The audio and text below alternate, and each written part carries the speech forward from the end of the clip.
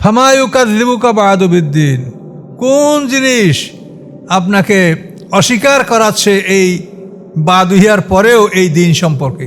কোন জিনিস আপনাকে অবিশ্বাস করাচ্ছে এই দিন সম্পর্কে, যে দিন মানে বিচারের দিন, কিয়ামতের দিন, এটা হবে না, এইটা আপনি অবিশ্বাস করবেন? কোন জিনিস এটা আপনাকে এই অবিশ্বাস করাচ্ছে বলুন তো? অর্থাৎ কোনো জিনিসই এটাকে অবিশ্বাস করাতে পারে না। এই দিন যে সত্য, এটা আপনি বিশ্বাস করেন এবং করবেন, এবং অবশ্যই বিশ্বাসযোগ্য, এটাকে কোনো বস্তু অবিশ্বাস করাতে পারে না। অথবা কোন জিনিস আপনাকে অবিশ্বাস করাবে? ইউকাযযিবু কা মানে আপনাকে, কোন জিনিস অবিশ্বাস করাবে আপনাকে বাদু ইহার পরেও বিদ্দিন, এই দিন সম্পর্কে? দিন মানে বিচারের দিন, দিন মানে প্রতিদান দিবস, দিন মানে আইন কানুন। তো এখানে দিন মানে প্রতিদান দিবস, বিচার দিবস। আলাইসাল্লাহু বিহাকামিল হাকিমিন, আল্লাহ কি নন সমস্ত বিচারকদের শ্রেষ্ঠ বিচারক? কি বলবো আমরা? বালা। আমরা এটা বললে বালা ওয়ানা জালিকা মিনাশ শাহিদিন, হ্যাঁ আমরা এটার সাক্ষী যে আল্লাহ তাআলা সমস্ত বিচারকদের তিনি শ্রেষ্ঠ বিচারক। এই সূরা শাহ-নূরের একটা ঘটনা আছে যে খলিফা মনসুরের আমলে তার একজন কর্ম পরিষদ, মন্ত্রী পরিষদের এক ব্যক্তি, তার নাম ঈসা বিন মুসা, বাগদাদে উনি ওনার স্ত্রীকে নিয়ে এক চাঁদনি রাত্রে ঘুরতে বেড়াচ্ছে। তো ঘুরে বেড়ানোর মধ্যে উনি চাঁদের দিক তাকাচ্ছে, স্ত্রীর দিক তাকাচ্ছে, আর বলে যে দেখো, তুমি যদি চাঁদের চাইতে সুন্দরী না হও তাই তুমি তালাক। শুনে স্ত্রী ঘাবড়াই গেল, তুমি কি করলাম, আমাকে তালাক দিয়ে দিলাম, আমি কি চাঁদের চাইতে সুন্দরী? কোনো মানুষ চাঁদের চাইতে সুন্দর হয়? তো এখন ওনারা সারা রাত দুশ্চিন্তায় কাটালেন, স্বামী স্ত্রী পৃথক হয়ে থাকলেন যে আমরা কি করলাম।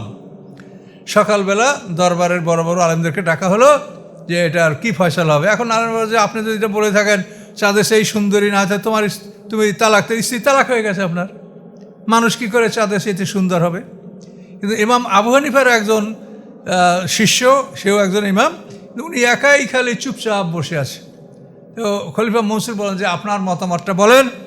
তো উনি এই আয়াতটা তেলাওয়াত করলেন, লাকাদ খালাকনাল ইনসানা ফি আহসানি তাকবীম। এই আয়াতটাই উনি পাঠ করলেন। পাঠ করার পরে সব আলেমরা বলে ঠিক ঠিক, আপনার কথা ঠিক, মানুষই সুন্দর, মানুষই সবচাইতে সুন্দর। আল্লাহ আয়াতে বলেছেন যে আমি মানুষকে সবচাইতে সুন্দর আকৃতি সৃষ্টি করছি, কাজে মানুষ চাঁদের চাইতে সুন্দর, কাজে আপনার স্ত্রী তালাক হয় নাই। বলেন আলহামদুলিল্লাহ। তো এভাবে কোরআনের মধ্যে আল্লাহ তাআলা সব কথাগুলো আমাদেরকে স্পষ্ট করে দিচ্ছেন। এরপরে সূরা হলো সূরা আলাক। এই আলাক শব্দটা হলো ঝুলন্ত বস্তু। এই যোগ যেরকম মানুষের গায়ে লেগে ঝুলে থাকে, এটা আলাক। এটা আলাক শব্দ অর্থ ঝুলন্ত বস্তু। আলাক শব্দের অর্থ জমাট রক্ত। এই দুইটা অর্থই একেবারে সমান সমান এটার আছে, এবং এটা যথাস্থানে এটা প্রয়োগ করা হয়েছে। আপনি যেখানে দেখবেন পরিবর্তন, ইন্না খালাকনাকুম মিন তুরাবিন সুম্মা মিন নুতফাতিন সুম্মা মিন আলাকাতিন, এই যে পরিবর্তন, নিশ্চয়ই আমি তোমাদেরকে সৃষ্টিটি মাটি হতে, খালাকনাকুম তুরাবিন সুম্মা মিন নুতফাতিন, তারপর বীর্য থেকে, সুম্মা মিন আলাকাতিন, তারপর আলাকা হতে। এইখানে আলাকা মানে জমাট রক্ত। আপনি মাটি, বীর্য, জমাট রক্ত, মাংসের টুকরা, তারপর আপনার হাড্ডির অবকাঠামো, তারপর মধ্যে প্রেরণ আপনি মানুষ। এই পরিবর্তন যেখানে বর্ণনা করা হচ্ছে, সেখানে আলাকা শব্দের অর্থ হবে জমাট রক্ত। ইন্না খালাকনাকুম মিন তুরাবিন, আমি সৃষ্টি করছি তোমাদেরকে মাটি দ্বারা, সুম্মা মিন নুতফাতিন, তারপরে বীর্য দ্বারা, এই সুম্মা মিন আলাকাতিন, এই বীর্য থেকে আলাকা, এইটা হলো জমাট রক্ত। বীর্যটা 40 দিন পরে জমাট রক্তে পরিণত হয়। কি বুঝতে পারলেন? আর যেখানে সরাসরি বলা হয় এই খালাকাল ইনসানা মিন আলাক, এইখানে আলাক মানে ঝুলন্ত বস্তু। এখানে পরিবর্তন বোঝানো হয় নাই, সরাসরি বলা হয়েছে আলাক। এখানে আলাক মানে ঝুলন্ত বস্তু। যে ওভামা স্পার্ম, পুরুষের স্পার্ম শুক্রকীট এবং মহিলাদের ডিম্বকোষ, স্পার্ম যখন ডিম্বকোষ কামড়াই ধরে, তারপর এটা জরায়ুর স্ক্রিনে এটা জোকের মধ্যে ঝুলে থাকে কয়েকদিন, সপ্তাহখানেক পর্যন্ত। এভাবে আমরা সবাই, আমাদের জন্মটা এভাবেই হয়েছে। তো এই যে ঝুলে থাকা বস্তু, এটা খালাকাল ইনসানা মিন আলাক, এখানে অর্থটা হবে ঝুলে থাকা বস্তু হতে, একটা ঝুলন্ত বস্তু থেকে আল্লাহ তাআলা মানুষকে সৃষ্টি করেছেন। কিন্তু দেখবেন ম্যাক্সিমাম তাফসির কারকরা এগুলো ঠিকমতো লিখতে পারে নাই। এটা দেখবেন এটার নাম বলে বেয়াদবিভাবে তাফহিমেও লেখা আছে জমাট রক্ত হতে মানুষ সৃষ্টি করা হয়েছে, কিন্তু এটা মারাত্মক ভুল। রক্ত থেকে মানুষ সৃষ্টি করা হয়নি। কি বলেন আপনারা, হয়েছে রক্ত থেকে সৃষ্টি করা হয়েছে? এটা তো পরিবর্তন বলা হয়েছে, যে তোমরা মাটির থেকে সৃষ্টি হয়েছো, তারপরে বীর্য থেকে, তারপরে তোমরা জমাট রক্তে পরিণত, সেখান থেকে তোমরা এক টুকরা মাংস মুদগা, এটা হলো পরিবর্তন। আর যেখানে সরাসরি আলাক, এর আলাক মানে ঝুলন্ত বস্তু, তো এখানে ঝুলন্ত বস্তু। খালাকাল ইনসান আমিল আলাক, আল্লাহ সৃষ্টি করেছেন মানুষকে ঝুলন্ত বস্তু হতে। একরা, তুমি পড়ো, আপনি পড়ুন। রব্বুকুল আকরাম, আপনার রব অতি দানশীল, অতি মহিমান্বিত, তিনি অতি বড় দানশীল। আল্লাযী আল্লামা বিল কলম, যিনি কলমের সাহায্যে মানুষকে শিক্ষা দিয়ে থাকেন। আল্লামাল ইনসানা মা লাম ইয়ালাম, তিনি মানুষকে শিক্ষা দেন এমন কিছু যা মানুষ জানে না। এই মালাম ইয়ালাম পর্যন্ত এই 5টা আয়াত, এটা হলো কোরআনের সর্বপ্রথম 5টা আয়াত যেটা নাযিল হয়েছে রাসূলের উপরে। আল্লাহ রসুলের জীবনে যে তিনি যে তার মানে হাড্ডি ভাঙ্গা, মেরুদণ্ড ভাঙ্গা বোঝা, এই বোঝা অপসারণ করার জন্য আল্লাহ তাআলা এখানেই শুরু করলেন যে এইটা আস্তে আস্তে তোমাকে দিচ্ছি আমি, কিভাবে তোমার পিঠের হাড় ভাঙ্গা বোঝা তুমি অপসারণ করবে। তো আল্লাহ রসুলের নবুয়তের এই মানে প্রথম 5টি আয়াতের এটা তার কাছে আসে 40 বছর 6 মাস 6 দিন বয়স যখন হয়, তখন কোনো একদিন তিনি কোনো এক রাতে তিনি হেরা গিয়েছিলেন। তো এ সময় তার কাছে জিবরিল আমিন আসলেন। আইসা তার কাছে কোনো একটা লিখিত কাগজে বা কোনো একটা পোস্টমেন্টে বা যার উপরে লেখা যায় এমন কিছু একটা বস্তুতে এই আয়াতগুলি লেখা, এটা তার সামনে ধরে বলেন পড়ো। মুখে বলা, মুখ দিয়ে যদি আপনি একটা বলেন সেটা তো পড়ো বলা যায় না, সেটা বলো আমি বলছি তুমি এটা বলো, কিন্তু এখানে বলা হয়েছে পড়ো। কথাটা বোঝেন? পড়ো। তাহলে পড়তে বলা হলে একটা কাগজে না থাকলে কেমনে পড়তে বলা হয়? তাহলে ওটা লিখিতভাবেই তিনি নিয়ে আসছিলেন জিবরিল আমিন। নিয়ে আসে তিনি বললেন একরা পড়ো। তখন আল্লাহ রসুল বললেন মা নাবে কারিয়েন, আমি পড়া জানি না। তখন জিবরিল আমিন থেকে ধরে চাপ দিলেন, তিনি ব্যথা অনুভব করলেন। তারপর বললেন পড়ো, না আমি পড়া জানি না। এইভাবে 3 বার করলেন। তৃতীয়বারে জিবরিল আমিন তাকে জোরে চাপ দিয়ে ছেড়ে দিলেন এবং বললেন পড়ো। তখন আল্লাহ রসুল পড়তে শুরু করলেন এবং এমনভাবে এটা পড়লেন যে পড়ার পরে এটা তার সিনার মধ্যে এটা মানে পাথর খোদাইয়ের মতো বসে গেল, এনগ্রেভড হয়ে গেল। কোনোভাবে আর সে এটা মুছতে পারছেন না সিনার থেকে, ইচ্ছা করলে এটা ভুলতে পারছেন না। এই 5টা আয়াত এভাবে নাযিল হওয়ার পরে বিবি খাদিজার কাছে তিনি গেলেন, যাই বললেন যে আমার জীবনের উপরে আশঙ্কা, আমি মনে হয় মরে যাব, এই অবস্থা আমার ঘটেছে। তখন বিবি খাদিজা বলেন যে আপনার মতো মানুষের উপরে কোনো খারাপ কিছু হতে পারে না। তা আমার চাচাতো ভাই আছে ওরাকা ইবনে নওফল, সে তাওরাত ইনজিলের আলেম, আমি তার কাছে আপনাকে নিয়ে যাব। তখন আল্লাহ রসুলকে বিবি খাদিজা তার চাচাতো ভাই ওরাকা ইবনে নওফলের কাছে নিয়ে গেলেন। তার কাছে যখন এই বিবরণটা দেওয়া হলো, তো তিনি বললেন যে আপনার কাছে আসে নামুসে আকবর, এই মানে ফেরেশতাদের মধ্যে সবচেয়ে বড় ফেরেশতা। তো আপনার উপরে যে জিনিস আল্লাহ দান করেছেন, এর ফলে আপনার জাতি আপনাকে এই দেশ থেকে বহিষ্কার করবে। আফসোস যদি আমি সে সময় বেঁচে থাকতাম তা আমি আপনাকে সহযোগিতা বা আপনাকে আমি সমর্থন করতাম। তখন আল্লাহ রসুল অবাক হয়ে তাকায় থাকলেন যে আমাকে আমার জাতি তাড়িয়ে দেবে? হ্যাঁ, এই ধরনের নেয়ামত বা যাদের কাছে আল্লাহ পাঠিয়েছেন তারা কেউ বাড়িতে থাকতে পারে নাই, তাদেরকে বাড়ি থেকে তাড়ানো হয়েছে, আপনাকেও তাড়াবে। তো এইভাবে এই 5টা আয়াত নাযিল হল। এই 5টা আয়াত নাযিল হওয়ার পরে অন্তত 15 দিন, কম বেশিটা বিভিন্ন রওয়ায়াত আছে, কিন্তু আমরা যেটা গ্রহণ করেছি সেটা যে অন্তত 15 দিন পর্যন্ত জিবরিল আমিন আল্লাহ রসুলের কাছে আর আসেন নাই। 15 দিন পরে আবার সূরা মুদ্দাসির বা সূরা মুজ্জামিল, এই দুটো একই ধরনের সূরা, এই দুটার যে কোনো একটা সূরা নিয়ে পরবর্তীতে জিবরিল আমিন আবার এসেছেন। তো এখানে অনেকগুলো কথা আছে যে আল্লাহ রসুলের কাছে জিবরিল আমিন যখন আসেন নাই তখন তার মনটা খুব খারাপ লাগে যে আমি এগুলো কী পড়লাম, এ তো কবিতার মতো মনে হয়। তা আমি কি কবি? আমি জীবনে কবিতাকে ঘৃণা করি, তো এটা কি কবিতা? তো এটা কেন হলো? তো আমি এটা তো মুছে ফেলতে পারছি না, তো আমি কি নিজেকে ধ্বংস করে দেব? তো জিবরিল আমিন আমার কাছে আবার কেন আসে না? এখন এই চিন্তা করে তিনি পাহাড়ের উপরে উঠেছেন যে জিবরিল আমিন আমার কাছে এখনও কেন আসে না। তো যখনই তিনি পাহাড়ের উপরে ওঠেন তখনই দেখতে পান জিবরিল আমিন কি বলে, আপনি সাবধান হন, আমি সাক্ষী দিচ্ছি যে আপনি আল্লাহর রসুল। এভাবে জিবরিল আমিন বারবার আল্লাহ রসুলকে এসে তাকে সান্ত্বনা দিচ্ছেন এবং সাক্ষী দিচ্ছেন। যখনই আল্লাহ রসুল কোনো মন খারাপ করছেন তো জিবরিল আমিন খুবভাবে শূন্যের উপরে দেখতে পাচ্ছেন, কখনো হাওয়ার উপরে চলাফেরা করেন অথবা হাওয়ার উপরে শূন্যের উপরে ঝুলন্ত চেয়ারে বসা আছেন। এইভাবেই তিনি জিবরিল আমিনকে ওভাবে দেখতে পাচ্ছিলেন। তো আল্লাহ তাআলা কি করলেন? আল্লাযী আল্লামা বিল কলাম, তিনি মানুষকে শিক্ষা দেন কলমের সাহায্যে। কলম আল্লাহর নিজের লেখার একটা কলম আছে, সেই কলমটা আল্লাহর নিজ হাতে তৈরি। আর মানুষের কলমগুলি এটা তো আমাদের, এগুলি আল্লাহ নিজ হাতে তৈরি করেন। আল্লাহর কলম যেটা সেটা আল্লাহর নিজ হাতে তৈরি। তো আল্লাযী আল্লামা বিল কলম, কলমের সাহায্যে তিনি মানুষকে শিক্ষা দেন। আল্লামাল ইনসানা, তিনি শিখান মানুষকে মালাম ইয়ালাম, যা সে জানতো না। অবশ্যই তো আমাদেরকে আল্লাহ তাআলা শিখিয়েছেন। আল্লাহ না শিখালে আমরা কোথায় জ্ঞান পাবো? আর আল্লাহ যে জ্ঞানটা আমাদেরকে দেয় নাই সেটা আমরা কিছুই বলতে পারি না। দেখেন এই আমেরিকায় রেড ইন্ডিয়ান আছে, এরা কোথার মানুষ আজ পর্যন্ত তার কোনো ইতিহাস কেউ বলতে পারে না।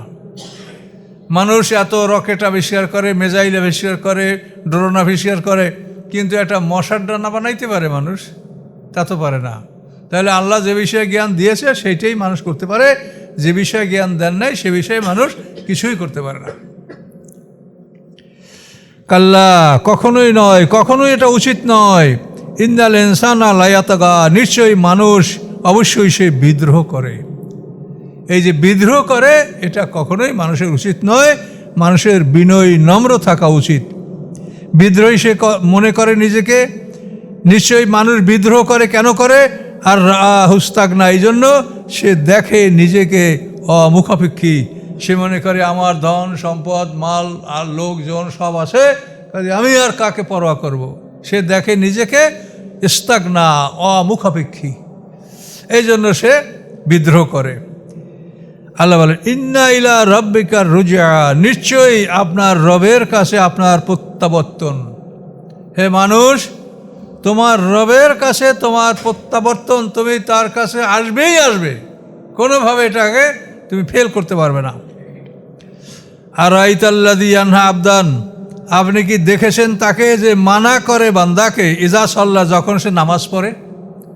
অর্থাৎ মুহাম্মদ সাল্লাল্লাহু নামাজ পড়ে, আবু জাহেল তাকে মানা করছে যে খবরদার তুমি নামাজ পড়বে না, আল্লাহকে সিজদা করবে না, যদি করো তাহলে আমি তোমার ঘাড় পাড়ায় ধরবো, তোমাকে মাটির সাথে মিশিয়ে দেবো আমি। এভাবে থ্রেট দিল আবু জাহেল।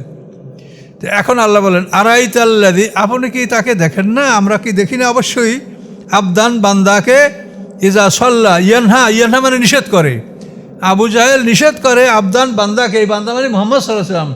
আবু জাহেল নিষেধ করে মুহাম্মদ সাল্লামকে, ইজা সাল্লা, যখন তিনি নামাজ আদায় করেন। তো এখন এটার ঘটনা হলো, আবু জাহেল তার মজলিসে বসে বলে যে মুহাম্মদ সাল্লামকে কে ঘাড় পাড়ায় ধরবে, একেবারে মাটির সাথে মাথা মিশিয়ে দেবে, কে পারবে? আবু জাহেল আমিই করব। তো আমি এটা করব, তোমরা দেখো, আসুক নামাজ পড়ার জন্য। তো মুহাম্মদ সাল্লাম নামাজ পড়ার জন্য আসছে, সে আবু জাহেলকে ভয় করে না। নামাজ পড়ার জন্য যখন আইসে নামাজে দাঁড়াইছে, তখন আবু জাহেল অগ্রসর হয়েছে। অগ্রসর হওয়ার পরে কতদূর যাইয়া এখন এমন করে ভয় করে, আর এমনি এমনি পিছের দিকে আসে। সবাই বলে কী হয়েছে তোমার? কারণ কী হয়েছে আমি কিছু বলতে পারি না, দেখি আমার সামনে খুব একটা আগুনের গর্ত, যে মনে হয় যেন ওই ধাউ ধাউ করে আগুন আমাকে একেবারে খেয়ে ফেলবে। কোনো বর্ণনা আছে যে আমি দেখি বিশাল একটা উট হাঁ করে আছে যে আমাকে খেয়ে ফেলবে। এভাবে এমন করে করে আবু জাহেল পিছনে হটে আসছিল। তো আরাইতা, এখন আল্লাহ বলেন আপনি কি মনে করেন, এনকানা আলাল হুদা, যদি এই লোকটা হেদায়েতের উপর হয়ে থাকে, অর্থাৎ মুহাম্মদ সাল্লাল্লাহু আলাইহি ওয়াসাল্লাম তিনি যদি সৎপথে থেকে থাকেন, তিনি যদি হেদায়েতের উপরে থেকে থাকেন, আর আমার আবেদ তাকওয়া, অথবা তিনি যদি তাকওয়ার প্রতি আদেশ দান করে থাকেন। তাকওয়া মানে কি? মন্দ থেকে দূরে থাকা, ভালো পথে থাকা। আর আমার আবেদ তাকওয়া, অথবা তিনি আদেশ করেন তাকওয়ার বিষয়ে। আর হয়তো আপনি কি মনে করেন, এন কাজ্জাবা, যদি সে দিনকে মিথ্যা প্রতিপন্ন করে, অতাওয়াল এবং ফিরে যায়।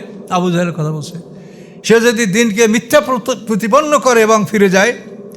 আলাম ইয়া আলাম বিআন্নাল্লাহ ইয়ারা, সে কি জানে না যে নিশ্চয়ই আল্লাহ তাআলা সব দেখে? তুমি আমার নবীকে মারবে, তোমার কত ক্ষমতা? সে কি জানে না যে নিশ্চয়ই আল্লাহ তাআলা দেখেন? কাল্লা, কখনোই নয়, কখনোই সম্ভব নয়। লাল্লাম ইয়ান্তাহে, যদি সে বিরত না হয়, লা নাসফাম্বেন নাসিয়া, আমি তাকে মস্তিষ্কের সামনের কেশগুচ্ছ ধরে আমি তাকে মাটির সাথে মিশিয়ে তাকে টেনে আনবো। নাসফা মানে মানে মাটির সাথে হেসড়িয়ে টানে নিয়ে আসা, আর নাসিয়া মানে মাথার সামনের চুল।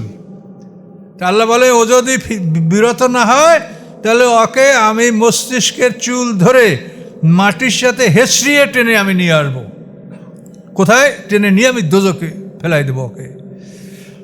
নাসিয়াতেন কাজেবা, নাসিয়া মানে মুখমণ্ডল, চেহারা, মিথ্যা মুখমণ্ডল। খাতিয়া, পাপি, খাতা মানে গুনাহ, এর থেকে পাপি, খাতিয়া মানে যে পাপি, সে মিথ্যা মুখমণ্ডল, পাপি। ফালিয়াদু না দিয়া। এরপরে মোহাম্মদ সাল্লাল্লাহু আলাইহি ওয়াসাল্লাম এই আয়াতগুলি নাযিল হওয়ার পর যখন আবু জাহলের হাত ধরে বলল যে তুমি এখনও সাবধান হও, তোমার ব্যাপারে আল্লাহ তাআলা এগুলো বলেছে। আবু জাহল যত বড় নেতা হোক, মুসলমান তো ওই বংশেরই ছেলে, সে তো ছোটোখাটো বংশের লোক না। সমস্ত নবীরা রাজবংশ থেকে আসে। বিশেষ করে লূত আলাইহিস সালামের পর থেকে পৃথিবীতে যত রাজাবাদশাহ আসে সব রাজবংশ থেকে আসে। রাজবংশ ছাড়া কোনো ফকির বংশ থেকে রাজাবাদশাহ মানে ফকির থেকে কোনো নবী আসে না, এবং নবীরা কোনো গ্রামে আসে না, নবীরা আসে শহরে। শহরের মানুষ জ্ঞানী হয়, শহরের মানুষ শিক্ষিত হয়, এবং শহরের মানুষ মুনাফেক কম হয়। এই জন্য নবীরা শহরে আসেন এবং রাজবংশ থেকে আসেন, কোনো দুর্বল পরিবার থেকে নবী আসেন না। তো এখন দেখেন আল্লাহ কি বলেন যে নাসিয়াতেন কাজেবা, ও মিথ্যা চেহারা, খাতিয়া অপরাধী, ফালিয়াদু না দিয়া। মুহাম্মদ সাল্লাল্লাহু আলাইহি ওয়াসাল্লাম যখন ওকে ধমক দিল তখন আবু জাহেল বলল যে আমার এই প্রান্তরের সব লোকজন, আমার এখানের ঘোরচর, এখানের যোদ্ধারা, আমি সব তোমার বিরুদ্ধে একত্রিত করব।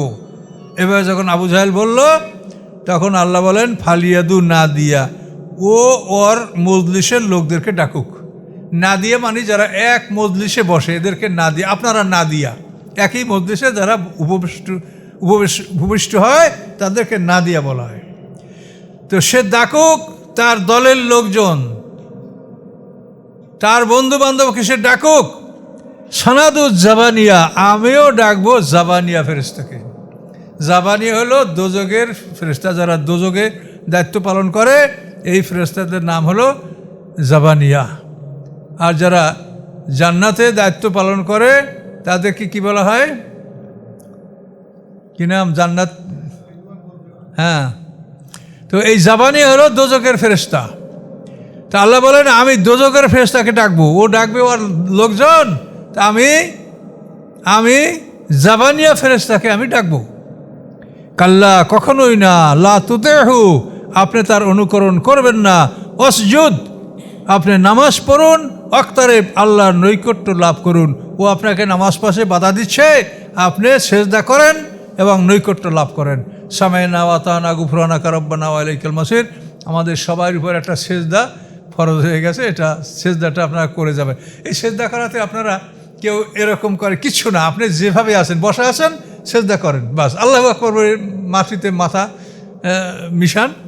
আপনি দাঁড়ানো আছেন তো ওখান থেকে স্বাভাবিকভাবে আপনি সেজদায় পড়ে যান, কোনো তাকবীরে তাহরিমা লাগবে না, সালাম ফিরানো লাগবে না, কিচ্ছু লাগবে না। অনেকে এটা একটু ভুল করেন, কাজে এটা করবেন না। যে অবস্থায় আছেন বসে, কিন্তু আপনাকে পবিত্র থাকতে হবে। যদি উজু না থাকে তাহলে সেজদাটা আপনি করতে পারবেন না। আপনি যদি উজু থাকে, আপনার পবিত্র অবস্থায় থাকেন, তো যে অবস্থায় থাকেন সে অবস্থায় বসে আল্লাহু আকবার বলে সেজদা করবেন। সামি'না ওয়া আতা'না গুফরানাকা রব্বানা ওয়া ইলাইকাল মাসির, এই দোয়াটা আপনি পড়বেন। আর যদি না পারেন তো আপনি যে দোয়া পড়েন তাই পড়েন, কোনো আপত্তি নেই। আর আরেকটা না, দুইটা না, একটাই, একটা আয়াতের জন্য একটা সেজদা দিবেন। তারপর যদি আপনি মনে করেন যে আমি অন্য সময় আগে পাশে আপনার বাকি আছে, তা আপনি দুইটা, তিনটা, পাঁচটা যা দান দেন, কিন্তু আপনার একটা আয়াতের জন্য একটা সেজদা আপনার জন্য অজীব। তো এগুলো আপনারা স্মরণ রাখবেন। আরেকটা বিষয় হলো এই যে অধ্যহা থেকে, এটা হাদিসে আসে যে অধ্যহা থেকে যখন আপনি কোরআন খতম করার জন্য অধ্যহা পর্যন্ত আসবেন, তখন এই সূরা শেষ করে আপনি আল্লাহু আকবার বলবেন, অথবা লা ইলাহা ইল্লাল্লাহু আল্লাহু আকবার। এই অধ্যহা থেকে শেষ পর্যন্ত এই দোয়াটা আপনি পড়বেন। বুঝতে পারছেন? যখন আমি কোরআন তেলাওয়াত করতে করতে এই পর্যন্ত আসেন, তখন এই অধ্যহা থেকে শেষ পর্যন্ত যতগুলো সূরা আসবে এগুলো পরে আপনি আল্লাহু আকবার অথবা লা ইলাহা ইল্লাল্লাহু আল্লাহু আকবার ওয়া লিল্লাহিল হামদ এই দোয়াটা আপনি পড়বেন। এটা সুন্নাত তরিকা। আর ওই আলাইসাল্লাহু বিহাকামিল হাকিমিন, যেখানে প্রশ্নবোধক যে আমি কি সমস্ত বিচারকদের শ্রেষ্ঠ বিচারক নই, আপনি বলবেন বালা, হ্যাঁ ওয়ানা যালিকা মিনাশ শাহিদিন, এবং আমি সাক্ষী যে আপনি সমস্ত বিচারকদের শ্রেষ্ঠ বিচারক। আস্তাগফিরুল্লাহাল্লাযী লা ইলাহা ইল্লা হুয়াল হাইয়ুল কাইয়্যুম ওয়া আতুবু ইলাইহি লা হাওলা ওয়া লা কুওয়াতা ইল্লা বিল্লাহিল আলিয়্যিল আযীম। আল্লাহুম্মা সাল্লি আলা মুহাম্মাদিন ওয়া আলা আলি মুহাম্মাদিন কামা সাল্লাইতা আলা ইব্রাহিম ওয়া আলা আলি ইব্রাহিম ইন্নাকা হামিদুম মাজিদ। আল্লাহুম্মা বারিক আলা মুহাম্মাদিন ওয়া আলা আলি মুহাম্মাদিন কামা বারাকতা আলা ইব্রাহিম ওয়া আলা আলি ইব্রাহিম ইন্নাকা হামিদুম মাজিদ। আল্লাহুম্মা আমিন। ربنا ظلمنا أنفسنا وإن لم تغفر لنا وترحمنا لنكونن من الخاسرين. ربنا لا تزغ قلوبنا بعد إذ هديتنا وهب لنا من لدنك رحمة إنك أنت الوهاب. ربنا لا تؤاخذنا إن نسينا أو أخطأنا ربنا ولا تحمل علينا إصرا كما حملته على الذين من قبلنا ربنا ولا تحملنا ما لا طاقة لنا به واعف عنا واغفر لنا وارحمنا أنت مولانا فانصرنا على القوم الكافرين. سبحان ربك رب العزة عما يصفون وسلام على المرسلين والحمد لله رب العالمين. السلام عليكم.